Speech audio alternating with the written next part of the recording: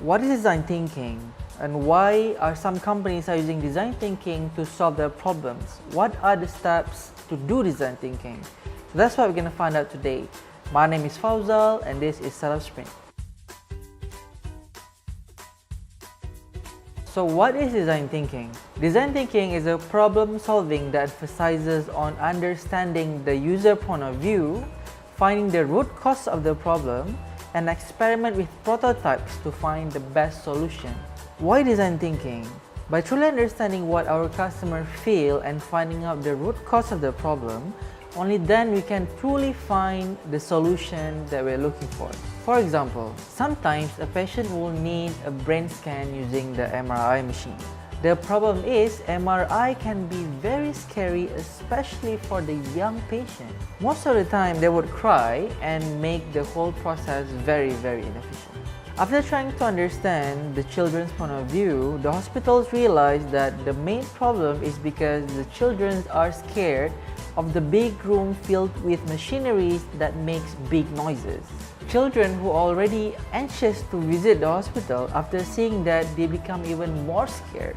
Understanding the children's point of view, one hospital decided to change the MRI experience. The goal was very simple, that is to offer an experience that is so welcoming that children would feel like being scanned as an adventure instead of a test. So after interviewing the young patients and also the parents, the hospital came up with this adventure-themed MRI scan rooms.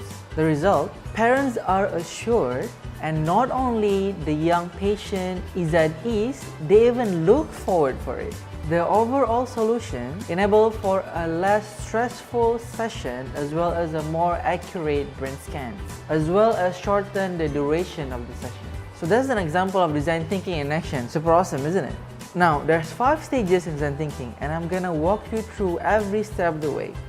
Number 1 is empathize, number 2 is define, number 3 is ideate, number 4 is prototype, and number 5 is test. Step number 1 is empathy. This is the part where we try to empathize with our user by understanding what they go through from their point of view. We can do this by a variety of ways. The first one is observation. We just look at on what are the steps that they go through or what are the things that they go through on a daily basis. Or number 2, we can even try to do what they do on a daily basis. This way, we will get a first-hand experience of what they feel.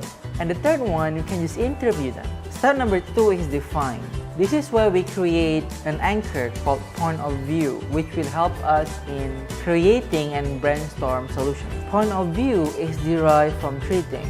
The first one is what they need, second one is their problem, and the third one is your insight. Step number 3 is ideate. This is where we start to brainstorm all of the possible solutions. We use the learnings that we have from the empathy and also the define stage to help us to come up with a variety of solutions that could solve our user's problem. At this stage, we focus on quantity of ideas.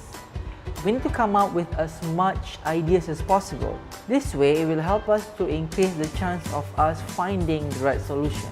Now that we have come up with all the possible solutions and hypotheses on what might work, in step 4, we will create a prototype that will help us to test them. The goal is to help us refine the ideas based on the feedback from the users. So what is a prototype? A prototype can be anything from just like helping them to visualize what the solution could be. It could be sketches, it could be stories, it could be something that you built with cardboard boxes, and it could be anything. And just remember, the goal is to help them visualize and experience what is your solution is gonna be like, so that they can give feedback. The last step is the test stage. So this is where we test out our prototype that we built. The goal is to generate feedbacks to improve on the solutions. You can do this by getting our user to play around with the prototype or by helping them visualize what the solution would look like. Once that is done, we evaluate the result of the test. Does it resolve the customer problem or there's additional things that we need to rethink and redefine? If we need improvement, we go back to the drawing board and start again in the relevant design thinking phases. So that is the whole overview of design thinking and why it's important. and the steps to conduct design thinking to solve problems. Thank you so much for watching. Don't forget to like, comment, and subscribe on our channel. Also, I'm always happy to discuss and answer a question. So don't forget to leave your comment and questions below. Once again, this is Startup Sprint. I'm Fauzal signing out.